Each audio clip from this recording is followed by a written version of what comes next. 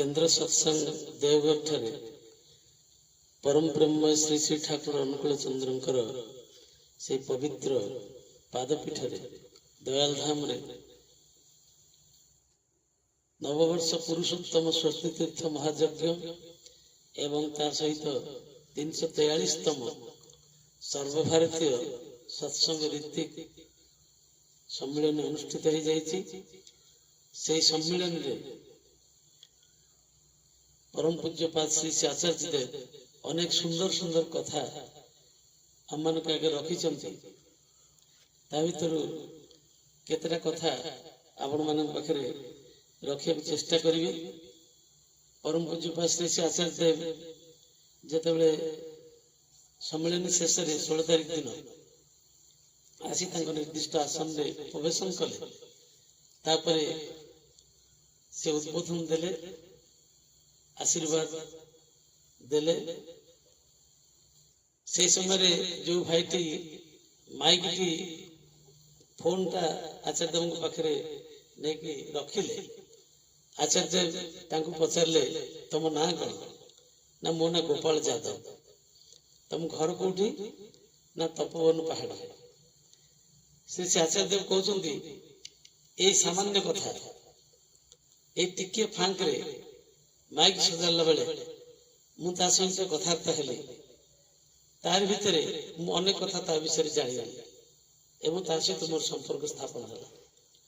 आमे सेमती ठाकुर कथा कहवा गला बेले आमे निर्दिष्ट जागा खोजु निर्दिष्ट ड्रेस खोजु आम जो ठाकुर काम करूँ ठाकुर कथा कहू ये ड्रेसटा पिंधि एमती लाठीटा धरबी एमती पांजटा धरबी एमती सजे बुझे बसबी ए गोटे निर्दिष्ट पोजिशन रे रहिले मु ठाकुर कथा कहबी।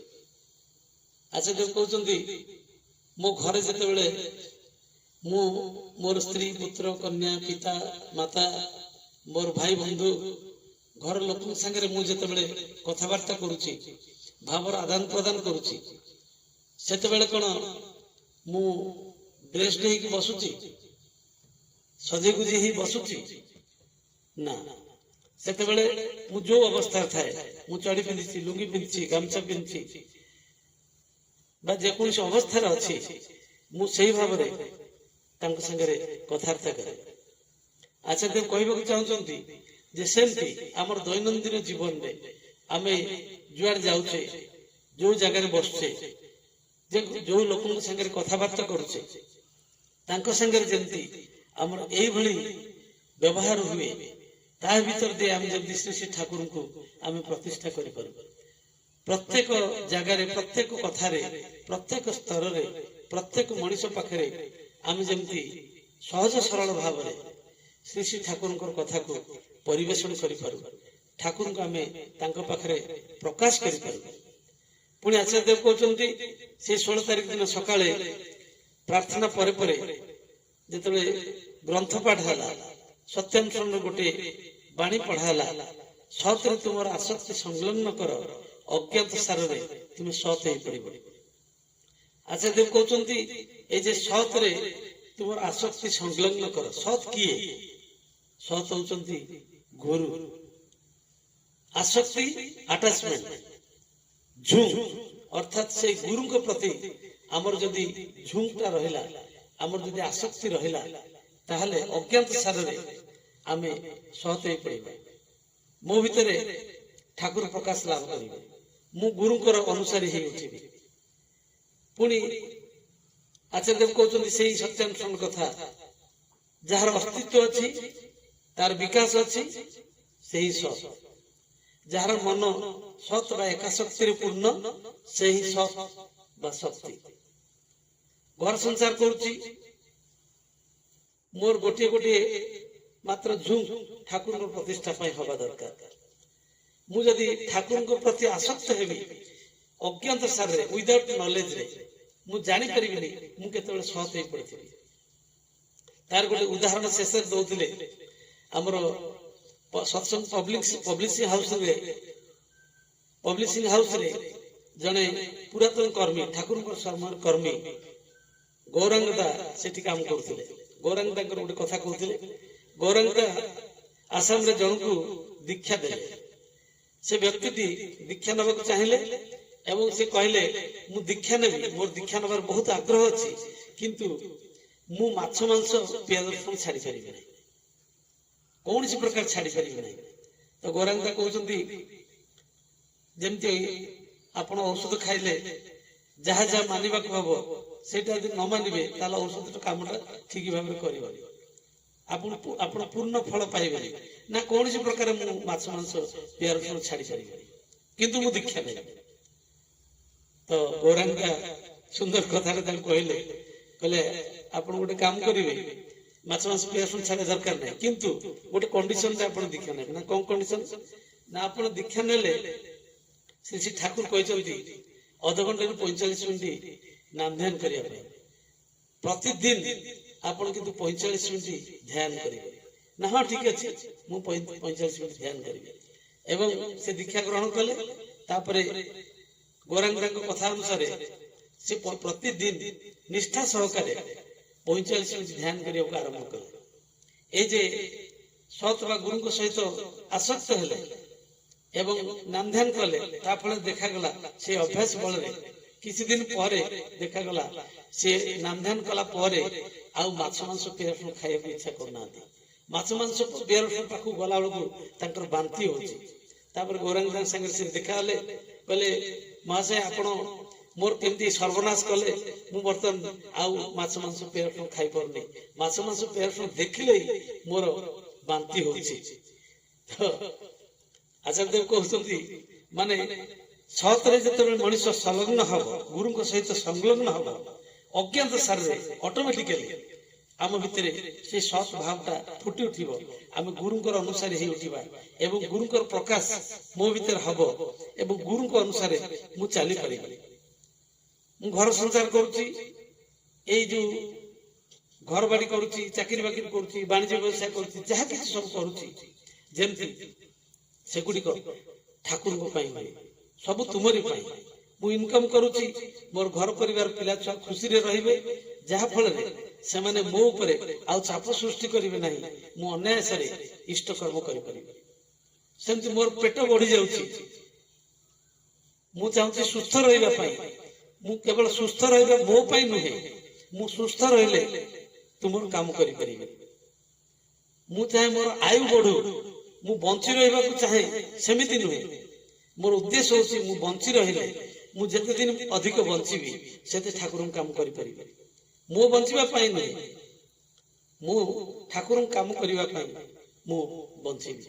କିନ୍ତୁ କଣ ହୁଏ, ମୋର ସାମାନ୍ୟ ମାନସିକ ଇଚ୍ଛା ପୂରଣ କରିବାକୁ ଯାଇ ଆମେ ବିଭିନ୍ନ କାମ କରି ବସୁ।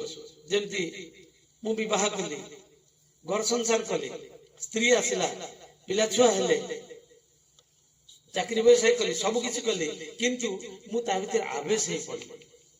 ସେଇ ଭିତରେ ମୁଁ ମଜିଗଲି ଏବଂ ଠାକୁରଙ୍କର କଥା ମୋର ଆଉ ମନେ ପଡିଲାନି। ମୁଁ ଯୋଉ ଉଦ୍ଦେଶ୍ୟରେ ଆସିଥିଲି, ଯୋଉ ଉଦ୍ଦେଶ୍ୟରେ ମତେ ଈଶ୍ୱର ଭଗବାନ ଠାକୁର ମତେ ସଂସାରକୁ ପଠେଇଛନ୍ତି, ସେ ଉଦ୍ଦେଶ୍ୟ ମୁଁ ଭୁଲିଗଲି। ଏଇ ସାମାନ୍ୟ ମାନସିକ ଯୋଉ ଇଚ୍ଛା ତାକୁ ପୂରଣ କରିବା ପାଇଁ ମୁଁ ସେ ଚକ୍ରବ୍ୟୂହ ଭିତରେ ଘାଣ୍ଟି ହେଲି। ତ ଆଚାର୍ଯ୍ୟ ଦେବ କହୁଛନ୍ତି, ଗୋଟେ ସୁନ୍ଦର ଉଦାହରଣ ଦଉଛନ୍ତି, ଯୋଉ ସେଇ ଗୁଟି ପୋକର କଥା, ରେଶମ ପୋକର କଥା, ଯୋଉଟା ରାମକୃଷ୍ଣ ଠାକୁର କହିଛନ୍ତି ଯେ ଏଇ ଉଦାହରଣ ଦେଇକି ସଂସାରରେ ଆମେ କେମିତି ଆବିଷ୍ଟ ହେଇପଡୁ, ସେ ସୁନ୍ଦର ଉଦାହରଣ ଦଉଛନ୍ତି।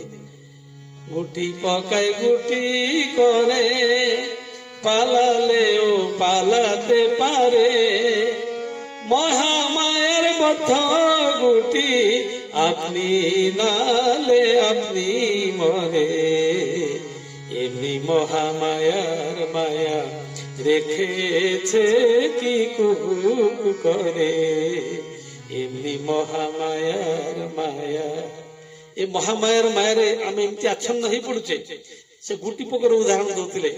ଆପଣ ଦେଖିଛନ୍ତି ରେଶମ ପୋକ, ରେଶମ ପୋକ କଣ କରେ ନା ଲାଳ ଗଡେଇ ଗଡେଇ ଗୋଟେ ଖୋସା ତିଆରି କରେ। ସେ ଖୋସାଟାକୁ ସେ ଏଭଳି ଭାବରେ ଆବିଷ୍ଟ ହେଇକି ଖୋସାଟା ତିଆରି କରେ, ସେ ଖୋସାର ମୁହଁଟା ବନ୍ଦ ହେଇଯାଏ ଏବଂ ଶେଷରେ ତାରି ଭିତରେ ସେ ଛଟପଟ ହେଇକି ମରିଯାଏ। किंतु जे सत बा गुरु ठारे आसक्त हुए सहित निजर चित्त को संलग्न करे से किंतु ये असुविधा पड़ोनी से छिद्र गोटे रखीदेव से छिद्र भितर से जिते प्रकार आविष्ट हो पड़ू जिते प्रकार सांसारिक कर्म व्यस्त रो ता भितर किंतु तार गुरु कथा मन पड़ो से गुरु काम से सत बा गुरु आश्रय रहिले गोटे छोट कणा बा छिद्र रही जाए जो छिद्र दे मु रक्षा पाई पारे आम भितर समस्त भितर दुई प्रकार ठाकुर अच्छा आचार्य कहते गोटे होती आसन ठाकुर आ गोटे होती आचरण ठाकुर आसन ठाकुर माने मु आसन ठाकुर को रखीदेली गोटे आनुष्ठानिक भाव में मु पूजा कली प्रार्थना कली ए समय है मु प्रार्थना कली ए समय इष्टवृत्ति कली ए समय मु नाम ध्यान कली ए समय सत्संग बसुचे आनुष्ठानिक भाव में तमे सत्यानुष्ठान पढ़ तुम ग्रंथ पाठ कर तुम भजन गाओ तुम कोरस कर तुम कीर्तन कर कि तुम जाजन कर मु गोटे निर्दिष्ट आसन रे बसिकी हुकुम चलेली ऑर्डर देली किंतु आचार्य कहते ये आसन जिते आम ठाकुर को रखुचे से आम निज इच्छा अनुसार आनुष्ठानिकता भीतर दे आम ठाकुर को प्रतिष्ठा करुचे ता भीतर दे ठाकुर किंतु मो भितर प्रतिष्ठित हेबे ना आउ गोटे प्रकार ठाकुर केमती अच्छे आम भितर ना आचरण भीतर दे जोटा श्री श्री ठाकुर कहते सत्यानुष्ठान तुम भितर ठाकुरत्व जाग्रत नहेले कहीं तुम केन्द्र भी नुहंती ठाकुर भी नुहंती फांकी देले से फांकी ही पाइबा ये ठाकुरत्वटा जितेबाला मो भीतर जाग्रत हम से मोर आचरण भीतर दे मु ठाकुर को प्रस्फुटित करि सेतबेले मो कथा भितर मोर चाहनी भितर मोर कर्म भितर ठाकुर प्रकाश लाभ करेंगे मत देखिकी लोक बुझी पारे ये अलग प्रकार लोक ये श्री श्री ठाकुर अनुकूल चंद्रन आश्रय ग्रहण कर ठाकुर कथाटा ऑटोमेटिकली मो भीतर दे परिप्रकाश लाभ कर तेणु आचरण में जे पर्यंत आम न करिछे से पर्यंत खाली अनुष्ठान भीतर दे आनुष्ठानिकता भीतर दे हमर किछि भव नै तेणु श्री श्री ठाकुर से बाणी रे कहउचंती अनुष्ठान जे बसिला ग्रासी पाइबा अध पाते गला पथ खोजी तो काल हारिलु अनुष्ठान महड़ा रे अनुष्ठान जे बसिला ग्रासी पाइबा अध पाते गला रे आमे ए पथ खोजिबा को जाई रास्ता खोजिबा को जाई आमे से अनुष्ठान सर्वस्व हो जाए केवल से अनुष्ठान भितरे आम आविष्ट हो पड़े किंतु आमर प्रकृत उद्देश्यटा सेठी सफल होनी तेणु आचार्य कहते श्री श्री ठाकुर जमी मोर समस्त आचरण भीतर दे प्रस्फुटित हुए जड़े माँ आसिले देवघर जड़े माँ आसिले ठाकुर पाखे से कहले आज्ञा मु गोटे यही कंपानी ये प्रोडक्टा बेपार करने चाहूँ व्यवसाय करने चाहूँ आचार्य कहते आप व्यवसाय करेंगे भल किंतु आजिकल बर्तमान कौन हो डीपीआरस भीतर दे आम विभिन्न भाई मान घर को माँ मान घर को जाऊे ठाकुर कथा कहूचे डीपीआरस भीतर दे से जो विपदगामी होती ठाकुर पाखर दूर को चली जाती पुणी मेन स्ट्रीम रे आने को चेष्टा करुचे आम पाखे लिस्ट भी अच्छी डीपीआरस भीतर दे आम लिस्ट भी पाचे पाख में जाऊे किंतु आचार्य कहते से जमी मंद उद्देश्य आम व्यवहार न कर डीपीआरस भीतर दे जाऊँगी भीतर दे मोर प्रोडक्ट आलोचना करुच्ची मोर से मंद उद्देश्य जो लोभ मु निज प्रतिष्ठा करी पैसा रोजगार करी भीतर दे मु ठाकुर को भूली जाऊँगी किसी दिन पर देखा जे समस्ते गोटे गोटे डबा धरी घूरुंट से कंपानी व्यवसाय करमती अनेक नेटवर्क बिजनेस चली जो मानकर मंद उद्देश्य जो मैंने ठाकुर प्रतिष्ठा करने को चाहती ठाकुर प्रतिष्ठा करने भीतर देखी निजर प्रतिष्ठा चाहती से माने यही भाव में चलती किंतु आचार्य कहते देखी जमती आम ठाकुर को भूली न जाऊ ठाकुर कथा ही आम जमी कहू ता भीतर मोर निजस्व कथा किसी बाहर ना पुणी आउ गोटे कथा कहते जड़े भाई आसिक कहते आगे मु घी व्यवसाय करी घी व्यवसाय केमती करी से कहते जमी फेब्रुआरी मास श्री श्री ठाकुर महाप्राण तिथि पड़े ସମସ୍ତଙ୍କର ଗୁଆ ଘିଅ ଦରକାର। ତ ମୁଁ ସମସ୍ତଙ୍କୁ ଗୋଟେ ଗୋଟେ ଛୋଟ ଡବାରେ ସମସ୍ତଙ୍କ ପାଖରେ ଘିଅ ପହଞ୍ଚେଇବି। ତ ଆଚାର୍ଯ୍ୟ କହୁଛନ୍ତି ଗୁରୁ ଭାଇ ମାନଙ୍କୁ ଘିଅ ଦେବେ। ସେ ଗୁରୁ ଭାଇ ମାନେ କିଏ? ସେ ମାନେ ଯାହାଙ୍କୁ ଦେଖିଲେ, ଯାହାଙ୍କ ସଙ୍ଗ ସଂସ୍ପର୍ଶରେ ଆସିଲେ ମୋ ଭିତରେ ଠାକୁରଙ୍କ ପ୍ରତି ଶ୍ରଦ୍ଧା ଭକ୍ତି ବଢିବ, ମୋ ଭିତରେ ଠାକୁରତ୍ଵ ଜାଗ୍ରତ ହବ, ସିଏ ହଉଛି ଆମର ଗୁରୁ ଭାଇ। ତା ନହେଲେ ଯିଏ ନାହିଁ ସେ ଗୁରୁ ଭାଇ ହେଇପାରିବେ ନାହିଁ। ମୁଁ ଯିଏ ଯାହା ଯାହା ବନ୍ଧନରେ ପଡିଲେ ମୁଁ ସେଇ ବିଶ୍ଵ ବାନ୍ଧବଙ୍କ ସହିତ ଯୋଡି ହେଇପାରିବି, ସିଏ ହିଁ ମୋର ବନ୍ଧୁ। ଆଉ ଯାହାଙ୍କର ସଙ୍ଗ କଲେ ମୋର ଠାକୁରଙ୍କୁ ମୁଁ ଭୁଲିଯିବି, ସେ ମୋର କେମିତିଆ ବନ୍ଧୁ?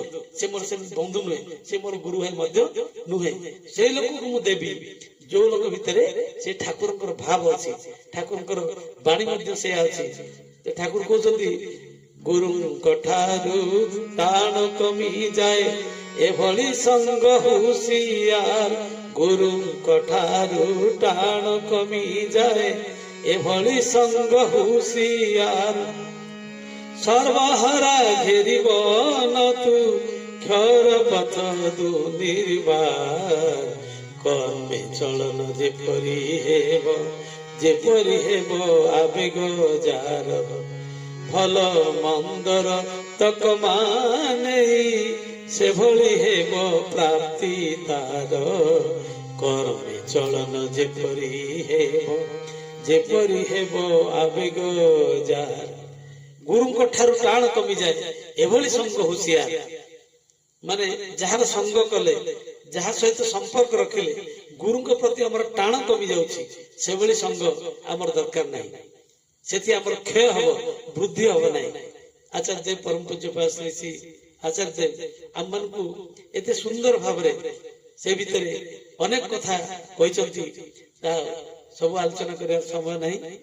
ଏବେ ପରମ ଦୟାଳଙ୍କ ରତ୍ନ ଚରଣରେ ଆପଣ ମାନଙ୍କର ସମସ୍ତଙ୍କର ସୁସ୍ଥ ସ୍ୱାସ୍ଥ୍ୟ ସୁଦୀର୍ଘ ମଙ୍ଗଳମୟ ଜୀବନ ପ୍ରାର୍ଥନା କରି ମୋର କଥା ଶେଷ କରୁଛି। ଜୟ ଜୟ।